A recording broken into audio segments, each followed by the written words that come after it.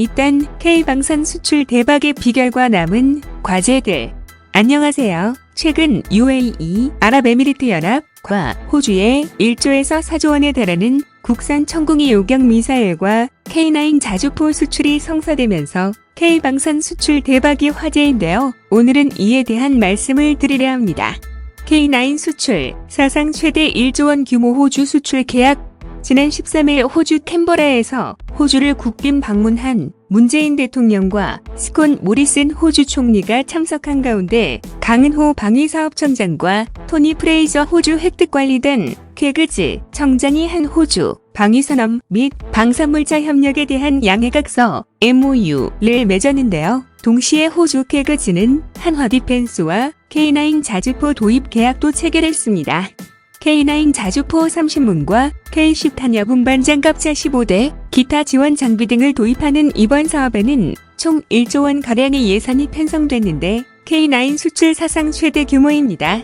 K9 제조업체인 한화 디펜스는 호주의 5조 원 규모의 레드백 장갑차 수출도 추진 중이어서 이번 K9 수출 성공은 더욱 주목을 받았는데요. 레드백의 독일 KF41과 경합 중인 호주 장갑차 사업은 내년 상반기 중 기종이 결정될 예정입니다. K9의 호주 진출은 영연방 정보 공동체인 파이브 아이즈 국가에 대한 첫 수출이자 아시아 국가 중 처음으로 주요 무기 체계를 호주에 수출하는 것이어서 의미가 있습니다. 사실 자주포는 미사일 등에 비해 재래식 구형무기라는 인상이 있지만 K9은 현재 우리 방산 제1앱 수출 효자 역할을 톡톡히 하고 있다는 평가입니다. 스톡홀름 국제평화연구소 시프리에 따르면 지난 2000에서 2017년 세계 자주포 수출 시장에서 K9 자주포 물량은 48%를 차지, 세계 최강 자주포 중 하나로 꼽히는 독일 PZH-2000을 압도하고 있지요. 세계 자주포 시장 절반 석권은 K9.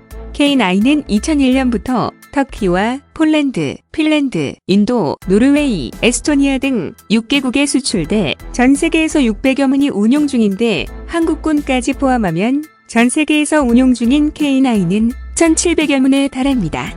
다른 나라 자주포들은 따라올 수 없는 규모의 경제가 가능하다는 얘기입니다. K9은 이집트에서도 호주 사업을 훨씬 능가하는 규모의 수출 협상이 막바지에 있고 영국 등 수출도 추진되고 있어 상당한 추가 수출도 기대되고 있습니다.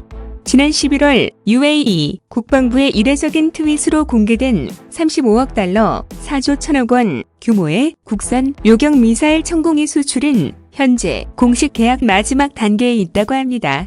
이달 말이나 내년 1월 중인 정식 계약이 가능할 것이라고 하는데요. 35억 달러는 그동안 우리 방산이 기록한 연간 최고 수출액에 육박하는 규모로 단일 품목으로는 방산 수출 사상 최대입니다.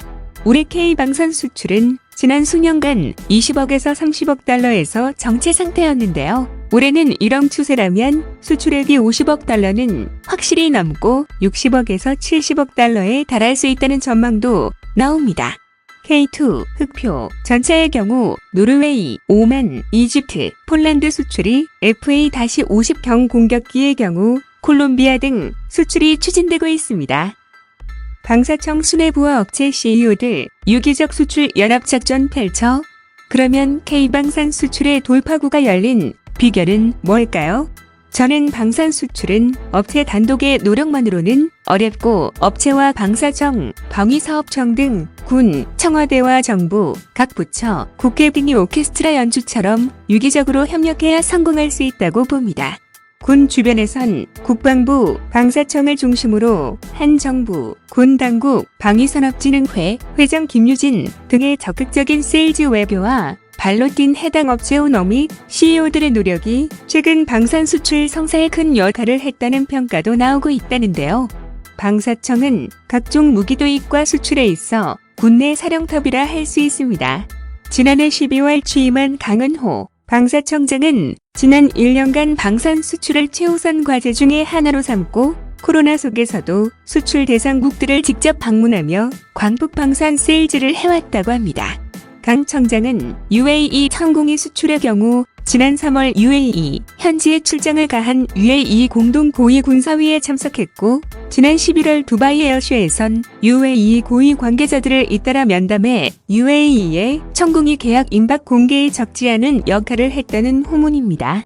이집트 K9 수출 성사를 위해서도 지난 5월과 9월 두 차례나 현지 출장을 다녀왔습니다.